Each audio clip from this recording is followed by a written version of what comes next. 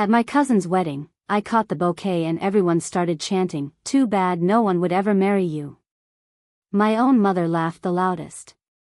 I left early, my face burning.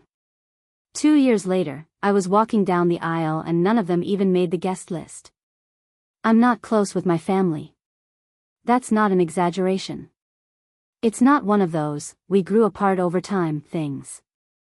I mean, I never really fit from the start. My mom made it clear from when I was little that she didn't really want a daughter. I think she thought daughters were annoying or high maintenance. She used to say things like, "Boys are simple. Girls ruin your peace." That kind of thing. At first, I thought she was joking. But she said it too many times, and I stopped laughing by the time I turned 12. We lived in Roanoke, Virginia. I was the only girl on my mom's side of the family for a long time. All the cousins were boys, except for Melanie, my perfect cousin who could do no wrong. Melanie was everything my mom wished I was: blonde, tall, always into makeup, got good grades, cheered for her school, and had her first boyfriend by age 15. She went to UVA, got a job doing social media marketing, and was always at the center of every holiday. Family loved her. My mom loved her more than me and she didn't hide it. Meanwhile, I was quiet. I liked reading. I worked at a local bookstore cafe. Didn't party. Didn't date much. I wasn't flashy, and I kept to myself. I knew my family thought I was boring, or weird, or a late bloomer. I heard all of it in whispers at family reunions. Sometimes they didn't even whisper. But I kept my head down and stayed polite. That's how I survived it. Then came Melanie's wedding. This was 2 years ago. She married a guy from Richmond whose family had money. The wedding was at one of those barn venues out in Lexington, all dressed up with lights and fancy chairs and chalkboard signs. The kind of thing you see on Pinterest. Everyone in the family was there, dressed to the nines. I wore a simple blue dress I found at a consignment shop. I already felt like the odd one out. I wasn't in the bridal party. I sat at a back table with some of Melanie's college friends I didn't know. But whatever, I wasn't expecting much. Then they did the bouquet toss. I didn't want to participate. I swear, I didn't. But someone, I think it was Shelley, one of my cousins, grabbed my wrist and said, "Come on, maybe you'll get lucky," and shoved me forward. So I stood in the group, mostly staying still, trying not to look like I wanted to be there. The bouquet came flying. I didn't even move, but somehow it landed right in my arms. It felt like everyone stopped and stared. Like time paused for 1 second and then someone yelled it. "Too bad no one would ever marry you." At first, I thought I misheard it. But then people laughed. They laughed. Not like an awkward chuckle. Like full-on laughing, some even pointing. And the worst part? I looked at my mother, sitting near the front, and she had her head back laughing like she was at a comedy show. She clapped her hands. She clapped. My face went cold. I froze with the bouquet in my hand, and suddenly I didn't know what to do with it. I just walked to the nearest table and dropped it there. Didn't say a word. Sat back down and stared at my plate. No one came to check on me. No one pulled me aside. I waited until the speeches started, then slipped out. Drove myself home. Cried in my car on the highway for an hour. Not one person called to ask if I was okay. Not even my mother. After that night, I made a decision. If I ever got married, none of them would be invited. Not a single one.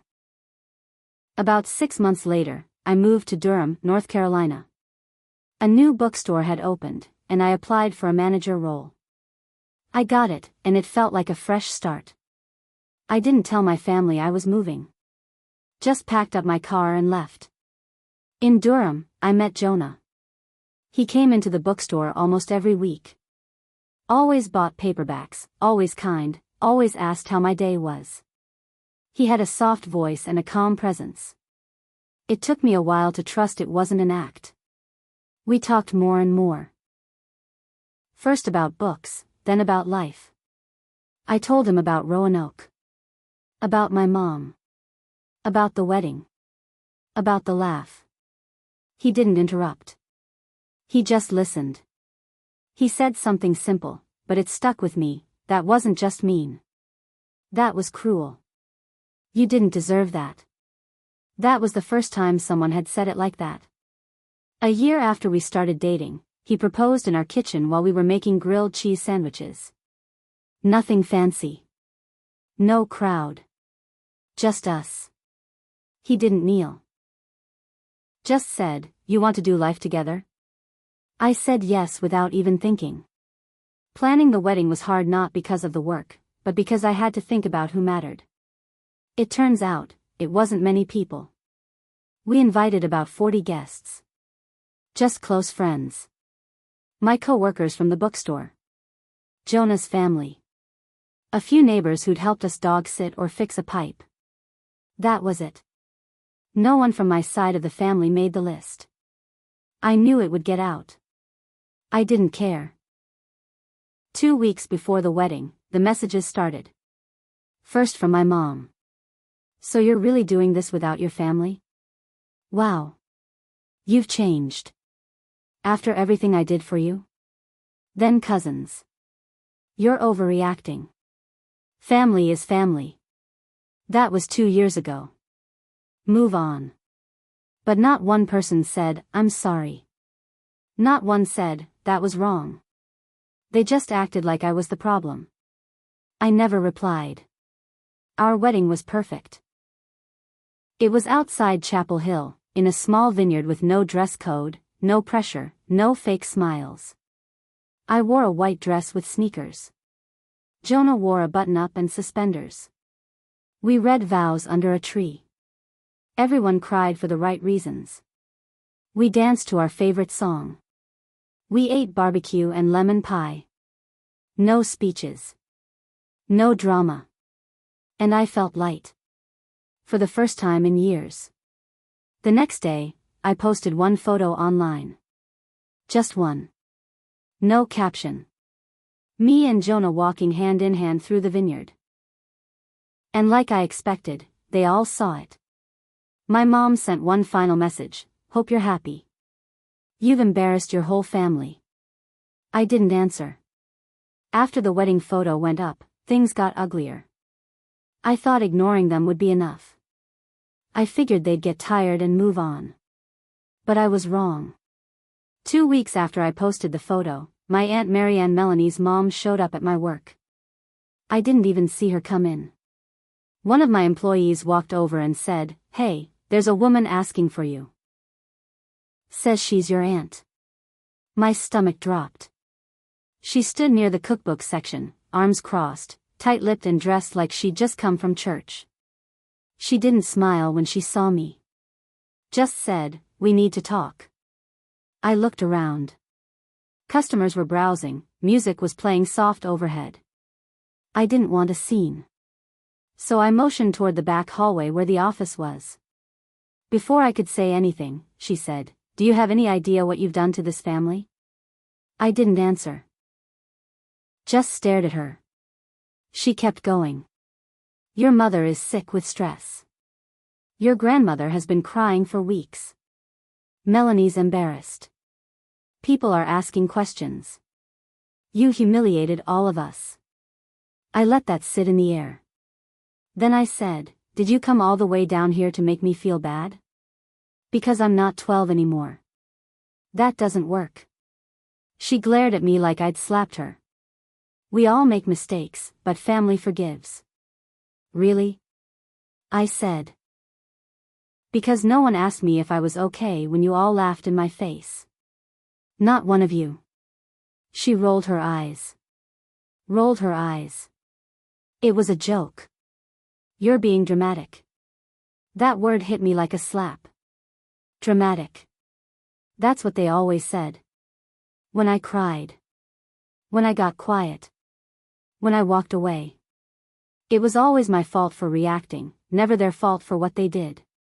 I took a deep breath and said, "You need to leave." She scoffed. "This isn't over." I looked her dead in the eyes. It is for me. Then I walked away. I stood in the back room for 5 full minutes, fists clenched, shaking. That night, I told Jonah everything. I was embarrassed not because of what I did, but because I let it rattle me. I thought I was past it. He didn't say anything for a long time. Then he asked, "Do you want to move?" At first, I laughed. Then I saw he was serious. "I'll go anywhere you want," he said. "Let's build something where none of them can reach you." And that's when I realized something. It wasn't just about what happened at the wedding. Or even after the wedding. It was that they never saw me as a person. Just a target. But things didn't stop with Marianne's visit. A week later, I got a letter in the mail. It looked like it was from a law office in Roanoke. At first, I thought it was fake. But when I opened it, my hands went cold. It was a cease and desist. From my mother. She claimed I had posted defamatory content online that embarrassed and emotionally distressed her and the family. All because of the photo I posted. Just a photo. No names. No captions. Nothing public. She was threatening legal action over that. Jonah sat next to me while I read the letter. He asked, "Do you want to fight this?" I said no. I didn't need to. It was empty. She wanted attention, not justice. But I did one thing. I hired a lawyer just for peace of mind. And I had her send a reply, a letter stating that I did not defame anyone, and that if harassment continued, I would be pursuing legal action for emotional distress, workplace interference, and attempted defamation. After that, the messages stopped. For a while. Then came the real twist. My brother. We're not close. Never were. He's 10 years older, has a wife and 3 kids. Moved to Knoxville years ago. He's always been my mother's favorite. She spoiled him. He could do no wrong. He called me one afternoon out of nowhere. I almost didn't answer, but something told me to. The first thing he said was, "You need to call Mom. She's not well." I stayed silent. Then he said, "She's been telling everyone that you're trying to sue her. That you're unstable. She said you faked your wedding just to hurt her." I blinked. Faked? I asked. What does that even mean? She said you only married Jonah to get revenge. That he's not real. That you photoshopped the wedding photo. I laughed. Out loud. I couldn't help it. "Are you serious?" "I'm just telling you what she's saying," he said. "She's been calling the extended family, crying, saying you've turned into some kind of I don't know cult person." I paused. "And do you believe her?" He hesitated. That was all I needed. "Don't call me again," I said. Then I blocked his number. But something had shifted. It wasn't enough just to block them anymore. They weren't just toxic. They were trying to ruin me. Smear me. Flip the story. And now, I was going to show them exactly who I was without them. About a month after the fake lawsuit letter and my brother's weird phone call, I got a message from a former coworker back in Roanoke. We hadn't spoken in over a year, but she reached out through Instagram. "Hey, I know this might be weird, but did you really get married?" I stared at the message. My hand started shaking. I asked, "Why would you ask that?" She said she ran into someone from my mom's church group.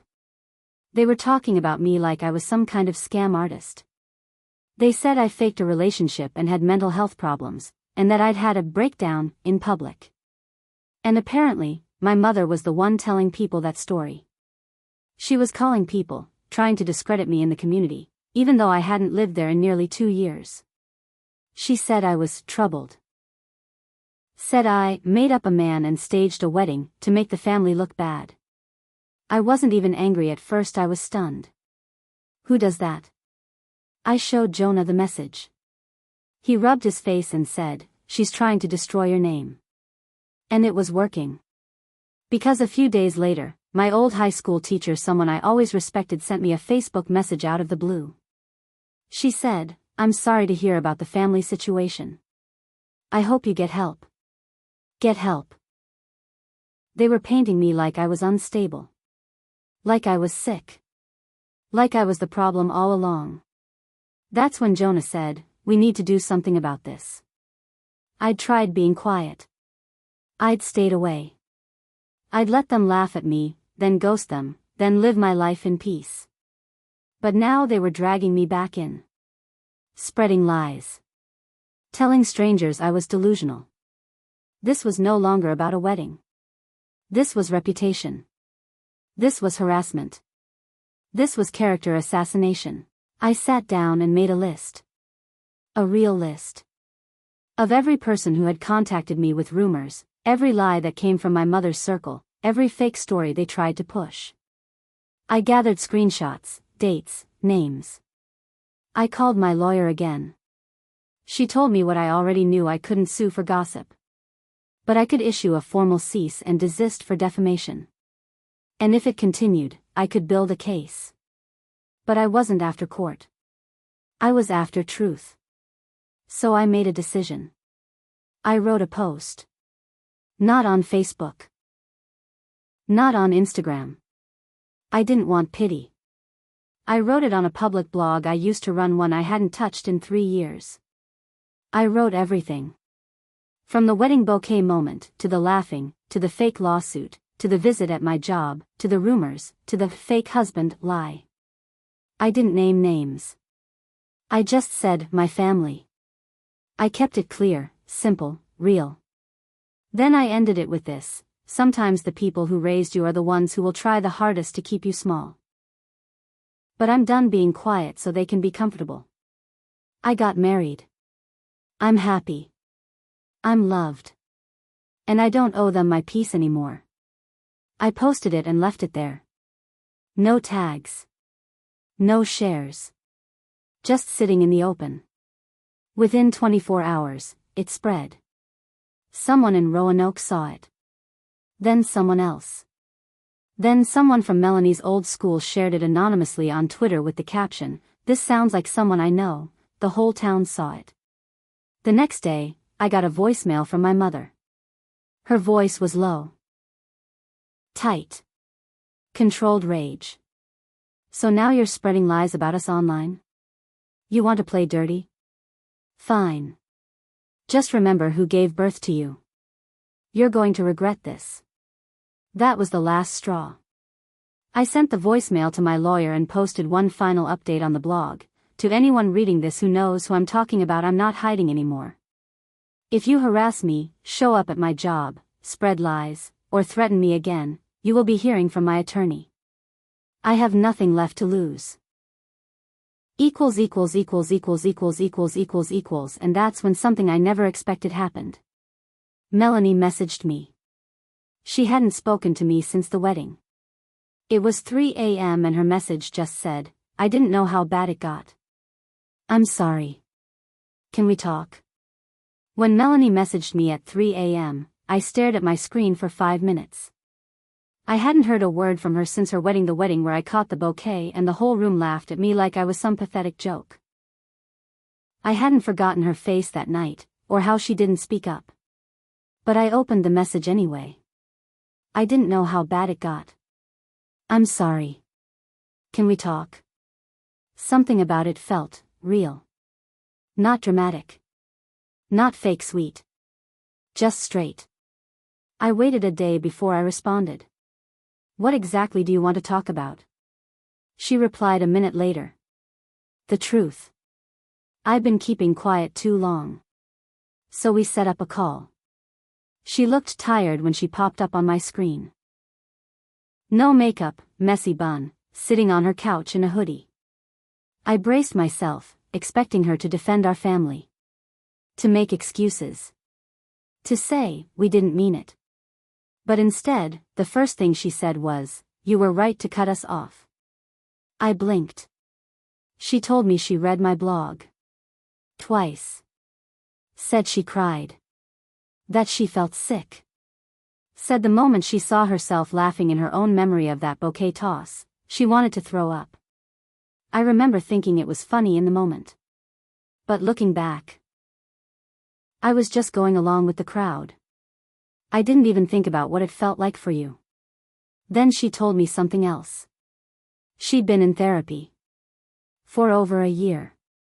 After getting married, she said she realized she was starting to turn into our moms. Cold. Image obsessed. Mean without realizing it. And she hated it. She said, "I don't expect you to forgive me. I wouldn't if I were you. But I needed you to hear me say it." Then she told me the most shocking part. "Your mom's been telling people Jonah doesn't exist. That you're mentally unstable. That you made everything up. But I've been recording her." My heart stopped. Wait. You've been what? Recording her. She leaves me voicemails. Sends texts. She rants. She told me if I ever talk to you again, she'll cut me off. That you're dangerous. I saved everything. I just stared at her. Then she sent me 10 audio files. 3 screenshots. A full email chain. She had receipts. One voicemail was my mom's voice saying, "She's delusional, Melanie. If you talk to her, you're just feeding the sickness. I swear, she needs a padded room, not a wedding ring." Another said, "She's trying to ruin me. Don't let her drag you down with her." I sat there shaking, listening, hearing the woman who raised me talk about me like I was trash. Not a daughter. Not a person. Melanie said, "If you want to use these, I'll back you up." And for the first time, I believed her. I sent everything to my lawyer. Not to sue, not yet. Instead, I let her draft a final cease and desist. This time, with evidence. With attached audio. We made it clear any more harassment, and we would file for civil defamation, and possibly even a restraining order. Then I did something bold. I posted one more blog entry. This time, I told the story with names. Not full names, just enough for the people in my hometown to recognize who was who. I included transcriptions of the voicemails. I included direct quotes. I laid it all out, the lies, the manipulation, the threats. I ended it with this: when someone tries to bury you in shame, don't dig down. Climb out. Stand up. Tell the truth louder than their lies. The post went viral. It made it onto Reddit, then Facebook, then local forums in Virginia. People who knew my mom from church, old neighbors, even her high school friends started commenting. And they were not on her side. Turns out, I wasn't the only one she'd hurt. One woman said, "She bullied me when we were kids. I thought I was the only one." Another said, "She told everyone my son was on drugs when he got diagnosed with epilepsy."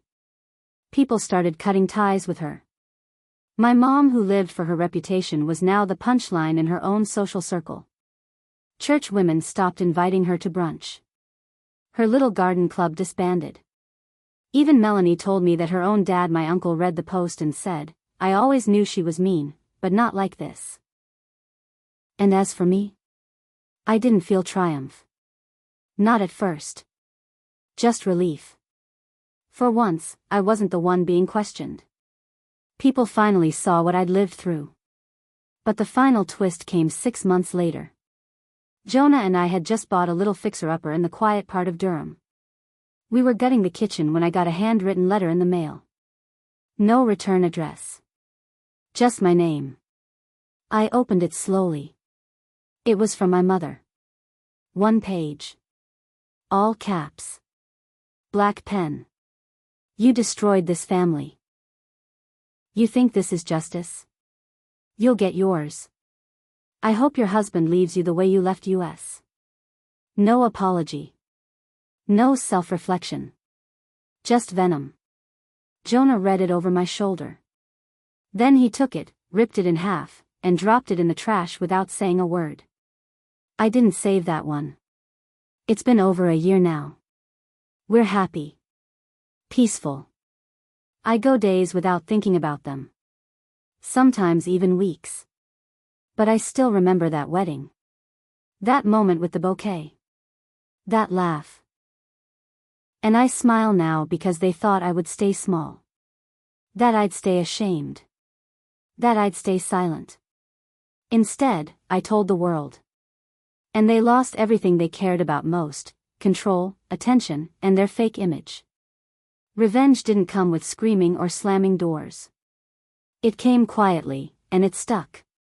And I never had to lift more than my voice to get it.